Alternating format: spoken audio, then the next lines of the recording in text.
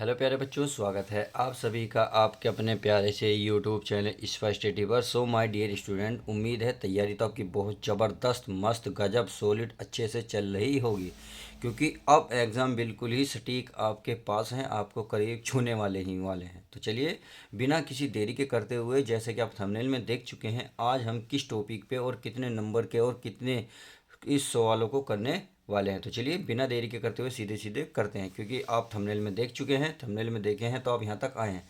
Video पसंद आएगी तो प्लीज़ लाइक करना ना भूलें। यदि आपको पसंद नहीं आए तो कमेंट्स में इसका आंसर ज़रूर लिखें कि आपको क्यों पसंद नहीं आई। मैं अगली वीडियो में उस कमी को दूर करने की पूरी कोशिश करूंगा। तो बिना देरी के चलिए सवाल देखते हैं। ये पहला, जैसे कि आपने सवाल देख रहा है, इसमें ही ये कह रहा दीर्घवृत्त एक्स स्क्वायर बटे 16 प्लस वाई स्क्वायर बटे 9 बराबर 9 से घिरे क्षेत्र का क्षेत्रफल ज्ञात करें। तो चलिए हम इसका क्षेत्रफल ज्ञात कर लेते हैं। पहले क्या करते हैं, इस सवाल को मैं उतार लेता हूँ। उतारने के बाद इसकी हम तुलना करेंगे किससे, दीर्घवृत्त का जो समीकरण होता है उससे तुलना करने के बाद हमें एर भी निकालेंगे, फिर छः घिरे जो दीर्घवृत्त का जो क्षेत्रफल का फॉर्मूला लगाएंगे और सीधा सीधा आंसर आ जाएगा। तो चलिए बिना देरी करे हुए सीधे सीधा उतारते हैं। तो इसमें पहले क्या है, इसको मैं उतार लेता हूँ। क्या है, यह है आपका एक्स स्क्वायर बटे 16 प्लस वाई स्क्वायर बटे 9 बराबर कितना है 1। यहाँ लगेगा की तुलना। अब तुलना किससे करनी है, देखिए एक्स स्क्वायर बटे a square plus y square बटे क्या है बी स्क्वायर बराबर 1 से करने पर तो चलिए तुलना कर लेते हैं। अब तुलना करेंगे तो ध्यान रखना, यहाँ है आपका ए स्क्वायर, यहाँ है बी स्क्वायर। यहाँ आपका दिख रहा होगा ये 4 का स्क्वायर है। क्या है, 4 का स्क्वायर है। ये क्या है, 3 का स्क्वायर है।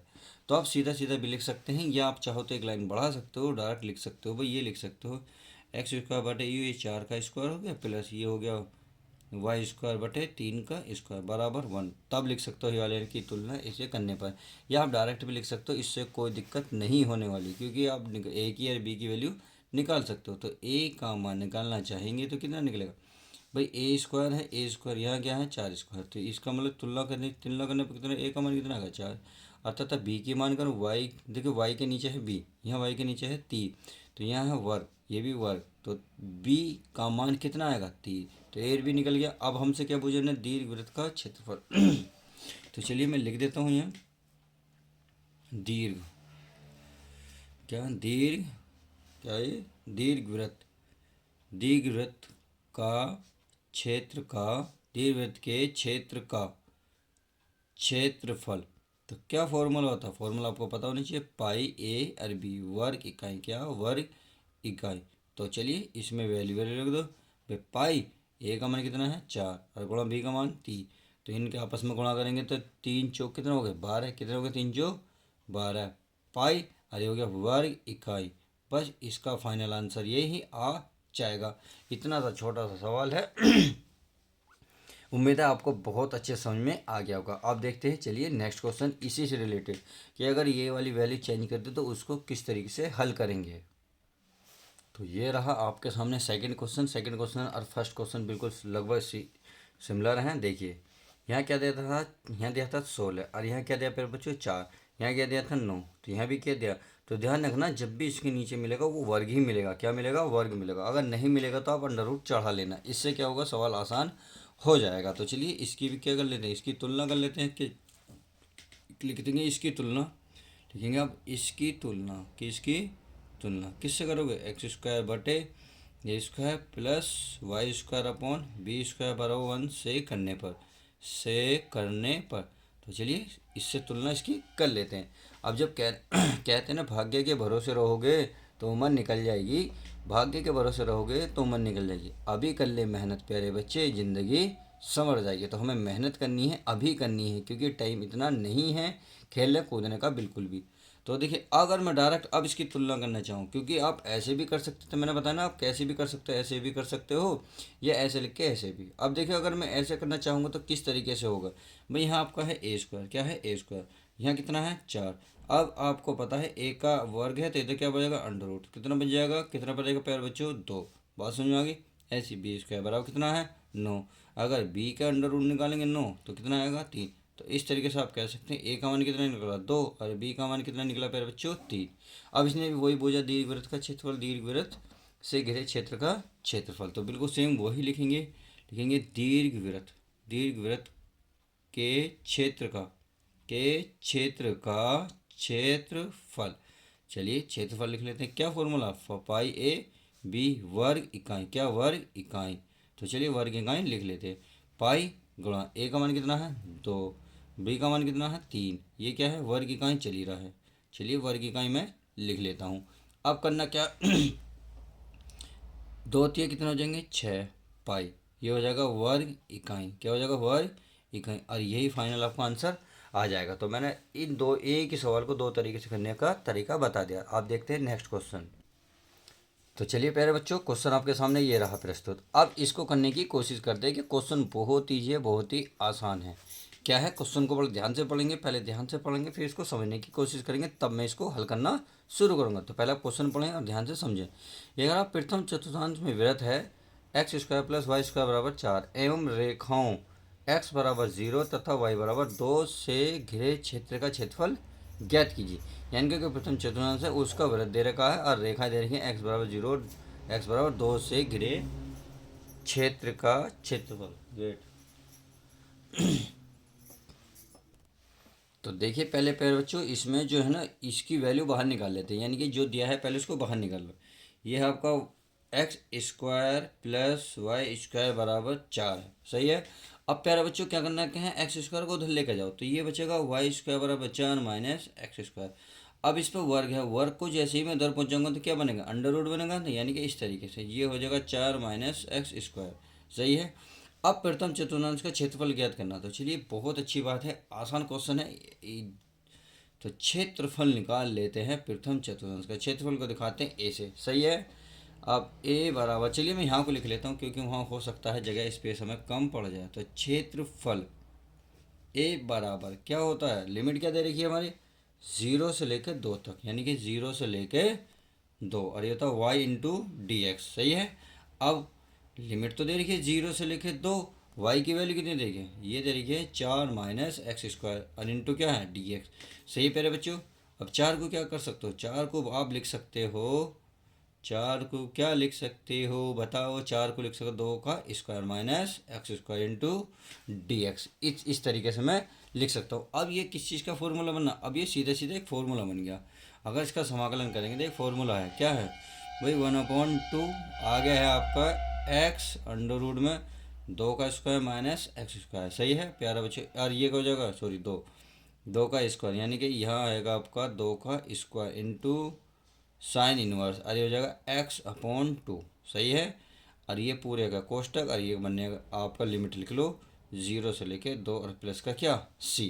इस तरीके से मैंने इसकी वैल्यू रख ली। अब करना क्या है, केवल कुछ नहीं करना, x का और 2 का मान रखते चले जाओ। तो चलिए मैं 2 पहले लिमिट क्या रखेंगे भाई, x का मान क्या रखेंगे, तो पहले अपर लिमिट रखते हैं फिर माइनस लगा के लो लिमिट रखते हैं। तो चलिए इसको रख लेते हैं भाई, कितना 1/2, और ये बनेगा आपका यहाँ x के स्थान पर कितना बनेगा 2 अंडर रूट 2 का स्क्वायर माइनस x, और x के स्थान पर कितना लिखूँगा 2 का स्क्वायर प्लस, यहाँ तो 2 है नहीं 2 माइनस साइन इनवर्स, x के स्थान पर कितना आएगा 2 बटे में कितना है 2, सही है। और ये बन गया कोष्टक और माइनस। अब माइनस लगा के अब जीरो वाली लिमिट रख लो जहाँ जहाँ x नज़र आते। अगर मैं यहाँ 0 रखूँगा, देखो 0 रखते सारा क्या हो जाएगा 0, तो इसे आगे करने की ज़रूरत है नहीं, प्लस आगे देखते हैं ये 2 का स्क्वायर साइन इनवर्स, 2 का स्क्वायर कितना होता है 4, चलिए 4 लिख लेता हूँ कोई दिक्कत नहीं। साइन इनवर्स x के स्थान पर क्या रखा जाएगा 0, क्या रखा जाएगा पहले बच्चे 0/2, और ये कोष्टक बंद, और ये फाइनल क्या हो जाएगा प्लस का c, सही है। अब देखो कुछ समझ में आ रहा हो तो देखो समझो। अब लिख रहा है इसमें देखो 2 का वर्ग 4, 2 का वर्ग 4, 4 में 4 के 0, तो इसका मतलब ये बन गया सारा 0। क्या बचा भाई 1/2 बचा, ऊपर से बचा ये बचा हमारे पास 2 का स्क्वायर 4, अच्छा ये इससे ही घट गया, तो ये बनेगा साइन, कितना बनेगा साइन 1 बचा, और 1 में साइन में कितने का मान हो, ये होता है साइन π/2, कितना π/2 बस। और बाकी देखते हैं आगे क्या है, ये 0 ये बची 0, तो इसका मतलब ये तो सारा 0 हो गया, बस यही बचेगा आपका इतना सा प्लस का c। आप खुद बताएं साइन भाई साइन इनवर्स से साइन कट गया और 2 से कितना कटेगा, या आप देख सकते हैं अगर पूरा लिखना चाहें गुणा 4 गुणा π/2, अब देखो 2 से कितनी बार कटा, 2, और 2 से 2 कट गया, तो केवल कितना बचा, केवल पाई। कितना बच्चा भैया प्यारे बच्चों, पाई। और इसका मात्रक क्या होता है, वर्ग इकाई। क्या होता है, वर्ग इकाई। और यही फाइनल आपका आंसर हो जाएगा। तो इस तरीके से हमने क्वेश्चन नंबर 2 भी, तीसरा भी कंप्लीट कर लिया। तो चलिए अब देखते हैं नेक्स्ट क्वेश्चन हमारा क्या कहता है। तो चलिए प्यारे बच्चों, क्वेश्चन आपका सामने सेकंड ये रहा। ये कह रहा है x बराबर 0 तथा x बराबर 2 पाई तथा एक वक्र दे रखा y बराबर sin x से घिरे क्षेत्र का क्षेत्रफल ज्ञात करें। तो क्वेश्चन बहुत इजी है, देखने में आपको थोड़ा सा अजीब लग रहा होगा, परंतु हमें क्या घबराना नहीं है। तो चलिए क्वेश्चन की शुरुआत करते हैं, लिखने की तैयारी करते हैं। अब इसमें क्या करना है, इसको बाहर निकाल लो भाई। ये दे रखा है आपका y बराबर साइन x, सही है। अब क्या, क्षेत्र का क्षेत्रफल निकाल लेते हैं, क्षेत्र का क्षेत्रफल। तो मैं यहाँ लिख लेता हूँ क्षेत्र का क्षेत्रफल। तो चलिए क्षेत्र का क्षेत्रफल निकालेंगे। तो ये होता है, लिमिट क्या है, 0 से लेके 2 pi into y d x होता है। अब आप खुद बताएं, चलिए मैं यहाँ लिख लेता हूँ, यहाँ 0 से लेके 2 पाई, और वाई की स्थान पे क्या है, sine x into D x. अब देखो भाई, पाई का मान होता है 180। 180 में जैसे ही 2 की गुणा करूँगा 360, तो साइन 360 की वैल्यू निकाली, बहुत टफ हो जाएगी। तो आपको करना क्या है, इसे थोड़ा सा ईजी बना लेते हैं। कैसे, देखिए मैंने एक वक्र खींचा है इस तरीके से, ये क्या आपका एक्स अक्ष है, क्या है आपका वाई अक्ष। अब इसे 90-90 में तोड़ लेते, यानी कि यहाँ है 0, तो 0 से लेके कहाँ तक जाना, 2 पाई तक। ये 0 अगर मैं यहाँ ले लूँ तो ये हो जाएगा पाई/2। पाई/2 यानी कि 90-90 तोड़ लो, 90 हो गया। 90 के बाद 180, 180 के लिख सकते हैं पाई। 90 180 में 90 जोड़ेंगे 270, 270 को लिखते हैं 3 पाई/2, सही है। अगला अगला क्या लिखेंगे, यानी कि 270 360, 360 को क्या लिख सकते हैं हम, 2 पाई। ये एक्स तक चल ही रहा। आई होप इतनी बात समझ में होगी। तो आपने देखा कितने स्टेप हुए, 1 2 3 4। जब 4 स्टेप हुए तो आप इसको चौथाई कर सकते हैं। तो इसका मतलब हुआ इसकी लिमिट कहाँ, 0 से लेकर कितने कितने लेके जा रहे थे, पाई/, यानी कि 90 का, यानी कि पाई/2। और ये क्या है, sine x into D x. अब आपके दिमाग में चल रहा होगा सर यहाँ तो 2 पाई/, है। तो देखिए हमने इसके 2 पाई के कितने स्टेप करे, 4 भाई, 1 2 भाई, यहाँ से 1 2 3 4, तो बस 4 की गुणा कर दो। अब आपका आंसर बिल्कुल सही हो जाएगा। अब 4 तो बाहर रहेगा, साइन का क्या हो जाएगा, साइन का हो जाएगा कोस एक्स, और वो भी माइनस का, क्या होगा, कोस एक्स माइनस का। लिमिट है 0 से पाई/2 और प्लस का सी। अच्छा सही है, सी नहीं आने का क्योंकि लिमिट दी हुई है। अब माइनस बाहर निकाल लो, 4 बचा कोस। अब लिमिट रख लो। तो चलिए मैं लिमिट रख देता हूँ कोस। एक्स के स्थान पर क्या रखूँगा, अपर वाली लिमिट क्या है, इतना पाई/2। फिर क्या हो जाएगा, माइनस के कोस, फिर क्या जाएगी 0। तो चलिए रख लेते हैं, ये बचा माइनस के 4। अब कोस पाई/2 कोस 90 है, और कोस 90 का मान क्या होता है, कोस 90 का मान होता है 0, माइनस कोस 0 का मान होता है 1, सही है। अब तो 0 खत्म, ये बचा -1, -1 की 1 में गुणा करेंगे तो प्लस का 4, और ये हो जाएगा वर्ग इकाई। क्या हो जाएगा, वर्ग इकाई।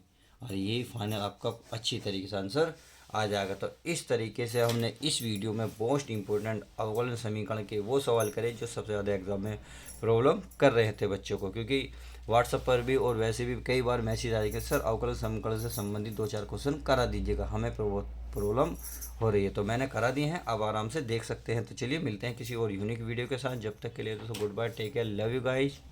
यार हाँ, वीडियो को लाइक करना ना भूलें।